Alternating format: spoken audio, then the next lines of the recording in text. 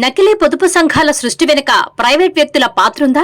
జిల్లా కలెక్టర్ ఎస్పీకి ఫిర్యాదు చేయగానే అధికార పార్టీ బడా నాయకుడి పేరు వెలుగులోకొచ్చిందా? ఫిర్యాదులను ఉపసంహరించుకోవాలని బాధితులపై ఒత్తిడి తెస్తుందెవరు? పాత రుణాలు మాఫీ చేస్తామని, కొత్త రుణాలు ఇప్పిస్తామని చెప్పి జరిగిన అక్రమాలను కప్పిపుచ్చే ప్రయత్నాలు జరుగుతున్నాయా?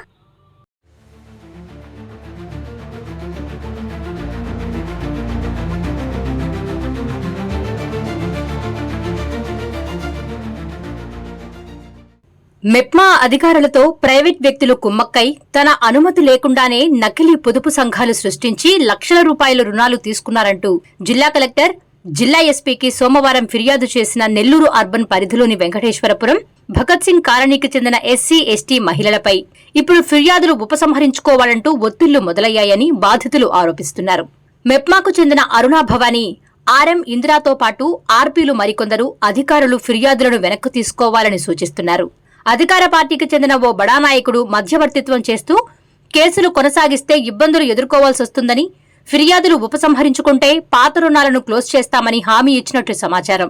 అసలు నకిలీ సంఘాలను సృష్టించిన వారిపై చర్యలు తీసుకోవాల్సింది పోయి ఫిర్యాదు చేసిన పేద మహిళలపైనే ఒత్తిళ్లు ఎందుకనే ప్రశ్నలు తలెత్తుతున్నాయి. ఈ ఆరోపణలపై జిల్లా యంత్రాంగం సమగ్ర విచారణ చేపట్టి అలాగే మాకు రక్షణ కల్పించాలంటూ వాస్తవాలను వెలుగులోకి తీసుకురావాలని బాధితులు కోరుతున్నారు. చంద్రశేఖరపురం మండలం మిట్టపాలెంలోని ప్రసిద్ధ శ్రీ శ్రీ శ్రీ నారాయణస్వామి వారి దేవస్థానంలో ఆగస్టు 5వ తేదీ బుధవారం రోజున ఆరాధన మహోత్సవం అత్యంత వైభవంగా జరగనుంది. ఉదయం పంచామృత అభిషేకాలు, విశేష హోమాలు, మధ్యాహ్నం మహాప్రసాద వితరణ, సాయంత్రం సాంస్కృతిక కార్యక్రమాలు మరియు రాత్రికి శోభాయమానమైన పల్లకి సేవ, గ్రామోత్సవం నిర్వహించబడును. ఈ పవిత్ర వేడుకలకు శ్రీ గౌరవనీయులైన దేవాదాయ శాఖ మంత్రి ఆనం రామనారాయణ రెడ్డి గారు, కనిగిరి ఎమ్మెల్యే డాక్టర్ ముక్కు ఉగ్ర నరసింహారెడ్డి గారిని మరియు మండల పరిసర ప్రాంత భక్తులందరినీ కుటుంబ సమేతంగా విచ్చేసి స్వామివారి దివ్యానుగ్రహం పొందవలసిందిగా శ్రీ స్వామివారి సేవలో కార్యనిర్వహణాధికారి గిరిరాజ్ నరసింహబాబు గారు సభాక్తికంగా ఆహ్వానిస్తున్నారు.